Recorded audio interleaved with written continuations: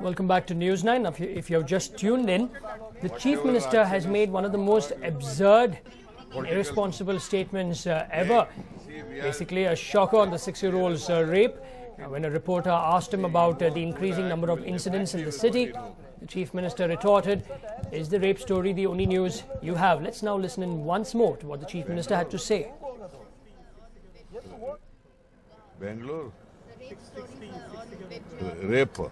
Yen ad bittu bere vichara illo nimage. Is it the only news you are having? Bangalore rape. Yen ad bittu bere vichara illo nimage. Is it the only news you are having? We have it. But I have to get the information.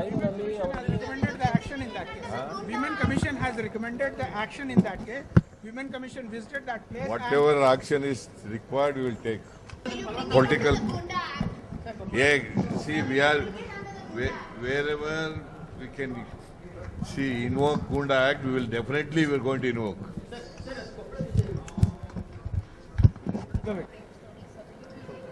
Bangalore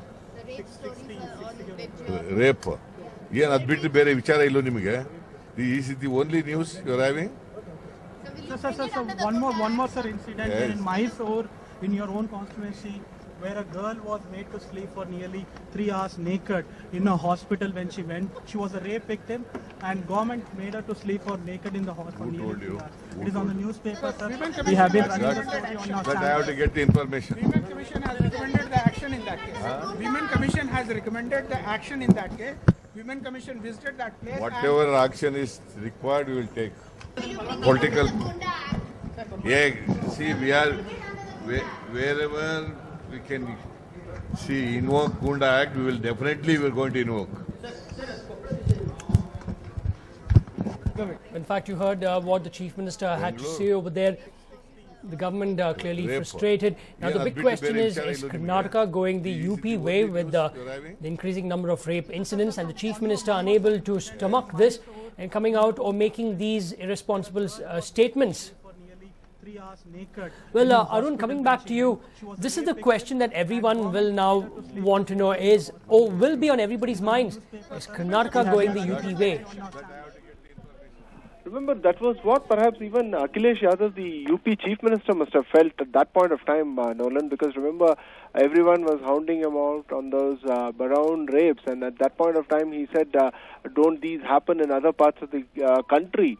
So clearly a case where there is a lot of frustration which is built into the system, this kind of continued coverage of this heinous crime, and the very fact that there is no let down in the number of such crimes, that is much more ironical, so to speak. It has not deterred people, it has not deterred the predators. They continue to go ahead with these criminal activity with such impunity that they seem to be cocking a snook at the police, because the police is a law enforcement agency, and therefore, and remember, as far as Bengaluru is concerned, we've had a new commissioner take charge, and already one instance of rape has come to light that happened on July 18th, a 3-year-old child that is much younger than the school students. So clearly, it now appears that the number of such crimes is on the rise. There is no indication that this is going to come down,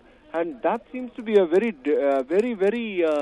disturbing kind of a development, because that hits at the core of civilized society, and that is something what the people, the Aam Aadmi, people like you and me seem to be asking the government, hey, we elected you, please do something for us. But if you are going to come out with these kind of comments, it's going to upset and it's going to unnerve a lot of people in civic society, because they're going to be continuously asking, is this the government? Is this why we voted in for this particular government? They cannot take care of the women and children. These kind of crimes seem to be happening on a daily basis and seems to be on an increasing trend, Nolan.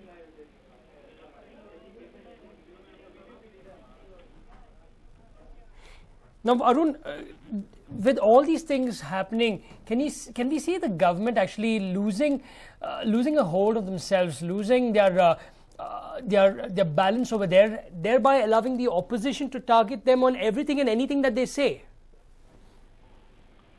Nolan, ordinarily these are very testing moments. These are moments when you need to exercise a bit of restraint, a bit of control.